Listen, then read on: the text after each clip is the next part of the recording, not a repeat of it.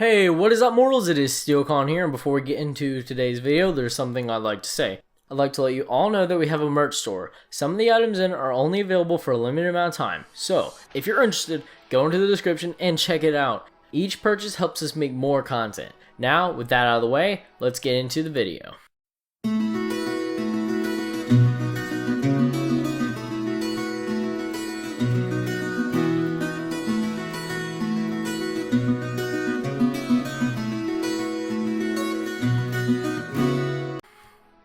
Where we last left off, Mirio became the 9th user of One for All. He had learnt his current limits with the quirk, being around 50 to 65%, and was just about to end his second year at UA.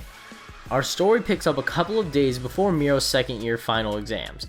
He was supposed to be training with All Might, but he was in Training Ground Beta all by himself. At first, he thought it was All Might's deteriorating time limit, only being down to a half an hour. But a few minutes later, a deflated Small Might comes walking in looking mortified while looking at his phone. When he asked All Might what was wrong, he was shown the video. The video was of the entrance exam that went on during classes for Mirio. In it was the green-haired boy from a few months ago. All Might also hands him the application form of the kid. His name was Izuku Midoriya, and he appeared to be quirkless. Already, Mirio didn't like where this was going, as he saw camera footage of Midoriya running into the training ground. The video basically consisted of Midoriya attempting to save people, while staying away from any villain bots. He failed every time he tried to help someone, getting knocked out by the third attempt. All Might tries to reassure himself that something like this probably happens every year. It isn't something he should worry about. He'd probably get into the general studies part of UA anyway. Mirio would try to change the subject by saying there's something wrong with One for All, intriguing All Might. He's been facing two problems with it. The first had to do with his normal quirk, permeation. Ever since One for All upgraded his quirk, he'd been using it in his day-to-day life a bit more than normal. For example, he didn't need to open his locker anymore for books. He could just pull out the right books, as long as he remembered the order they were in. But that's when strange things started happening. It was like he couldn't activate his permeation quirk without activating One for All as well. This wouldn't be a problem since he could just dial it down to around 1%, though he has to think about it first. For another example, Mirio tried to walk through a wall at home, but accidentally blasted himself out of the house at 60%. Due to being accustomed to having it on that percent.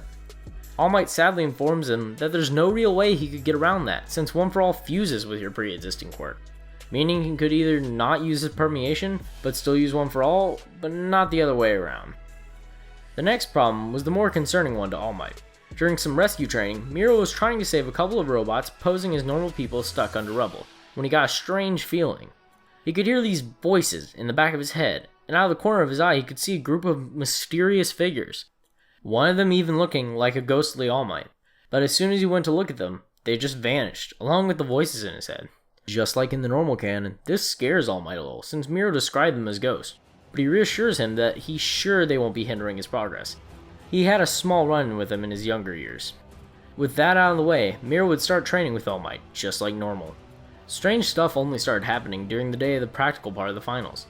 This part of the test wasn't split up into class groups. Instead, anyone from any class within the second year could get paired up for this, which is a really good thing for Mirio, since he's a Class 2B student with the other Big 3 students being in Class 2A.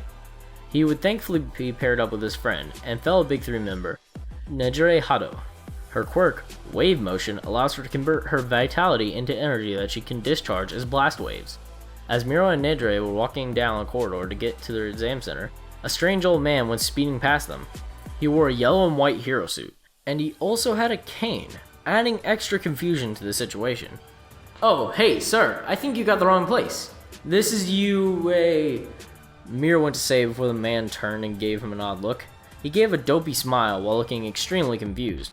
Then, while holding his hand to his ear, he signals Mirio to talk louder. So, being a nice guy, he attempts to repeat himself a bit louder, and while staying calm.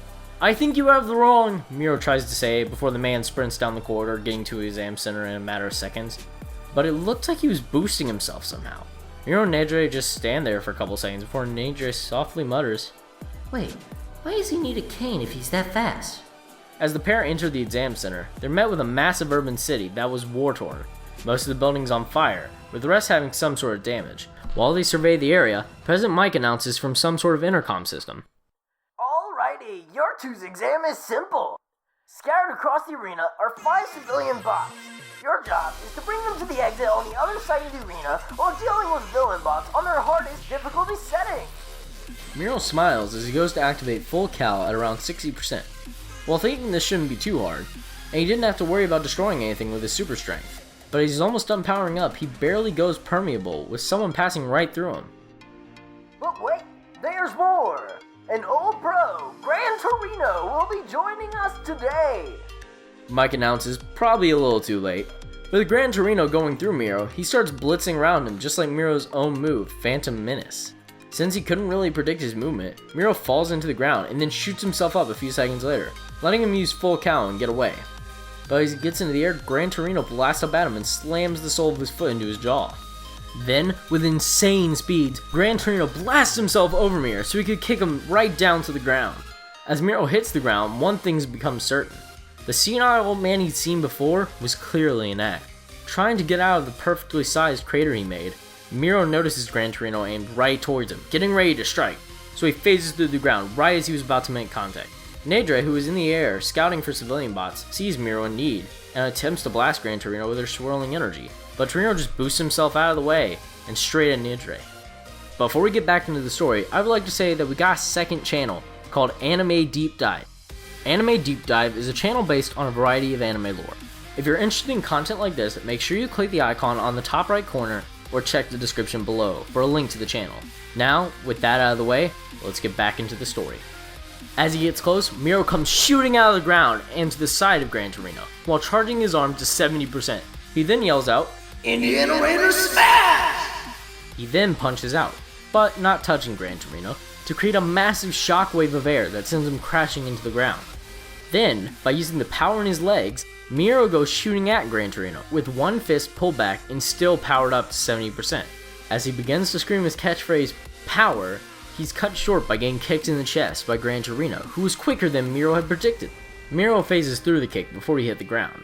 When he lands, he goes to leap back into action, but is stopped when he hears the voice of one of the civilian bots crying out for help. It was to his left, and trapped under some debris while surrounded by villain bots. With no other choice, Mirio goes in to help it. As Mirio starts fighting the villain bots, a creature scales the exam center walls. It was a humanoid in shape but had blue skin, and its brain was exposed. It also wore a pair of rag-like jeans. With it scaling the wall, it would peek its head over every few seconds to watch Mirio fight, like it was studying him. Back with Mirio, as he cleared out the last of the villain bots around him, Gran Torino comes busting through an alleyway trying to kick Mirio. He barely turns permeable in time as Torino gets mere inches from him. Gran Torino slams into the wall, but straight away goes to bounce back at Mirio. But as he turns to shoot out the wall, Mirio had already used his upgraded permeation quirk to grab the civilian robot out of the rubble and get blasted into the air using Phantom Menace. Gran Torino follows along while yelling out, "So, One for All has already improved your quirk! Not bad!" Mirio was shocked by this. How could some old man know about All Might's secret, One for All? In his moment of confusion, it allows Gran Torino to swoop in and take the civilian bot from him. As Mirio starts losing altitude and Gran Torino gets ahead of him, one thought begins to overpower the rest in his head: capturing Torino.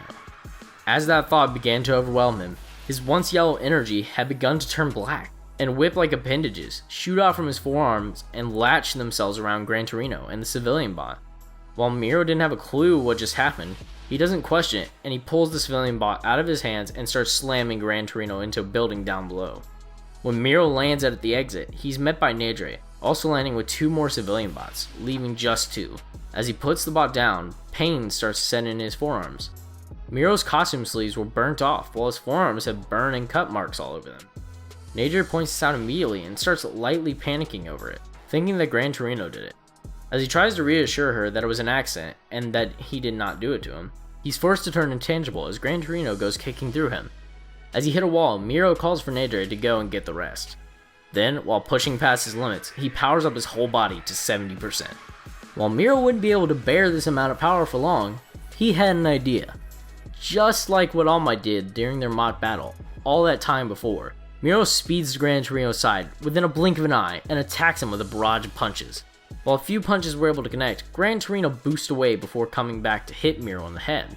But, once again, his foot just goes right through him, with Mirio punching him square in the face, sending him through a couple of buildings. Getting a second to breathe, Mirio is forced out of full cal, or else he's risked pulling a muscle and damaging his body. He then tries to force out those black whip-like appendages from earlier. While he did damage him, most of it was just pain and not any life-threatening physical damage. But as he held out his arm to activate it, nothing would happen, as he could hear a faint voice screaming at him in the back of his head. It was hard to make out, but Mirio could faintly hear something along the lines of, "Not like that, kid." Then, while powered up to 60%, Mirio went to check on Gran Torino. It took a bit, but he found him stuck under a large pile of rubble and debris, probably caused by Mirio punching him through a couple of buildings. Came here to mock me, newbie?" Gran Torino jokes as he struggles to get out of the debris, but to his surprise, Mirio starts helping him out of his predicament. By the time he's freed, President Mike calls out that the exam was over because Nature had evacuated the last 2 civilian bots, letting both of them pass. Then, Gran Torino tells Mirio to meet him outside after he gets his arm healed. They need to have a serious talk about his one for all. Doing what the old man said, he got his arms healed and went to meet him outside. As Mirio got outside, he was greeted by an unhappy Gran Torino, berating him for 1. Almost leveling a city block in a rescue simulation, and 2. Using one for all as if it was his main quirk. Wait, who even are you? Are you another user of one for all? Mirio asked, getting excited about the thought of another one for all user being able to teach it, especially about that strange new quirk he just manifested. But Torino just laughs in his face and he exclaims that he doesn't need something like one for all, saying that he even had access to one of the former users of one for all, Lariat's quirk, and he's still only relying on his strength boosting part. This was all going so fast and confusing Mirio. At least it kind of explained those whip things, but the last part stumped him. He thought he had reached a good balance of using one for all and permeation. Then, All Might in his hero form comes crashing down from the sky while exclaiming, "Ah, young Mirio, it seems you have met my old friend." Gran Torino already didn't seem happy. Seeing All Might just made it worse. "Just drop the act, Toshinori. We've got some talking to do," he yells at All Might as he deflated.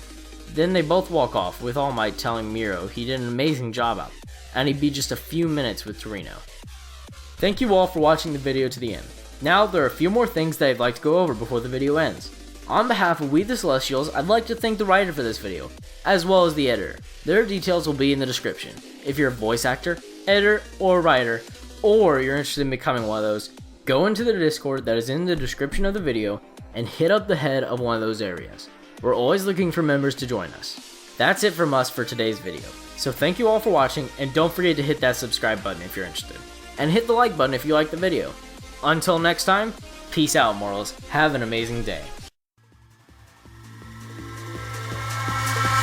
Eyes in the sky, gazing far into the night. I raise my hand to the fire, but it's no use, 'cause you can't stop it from shining through. It's true, baby, let the light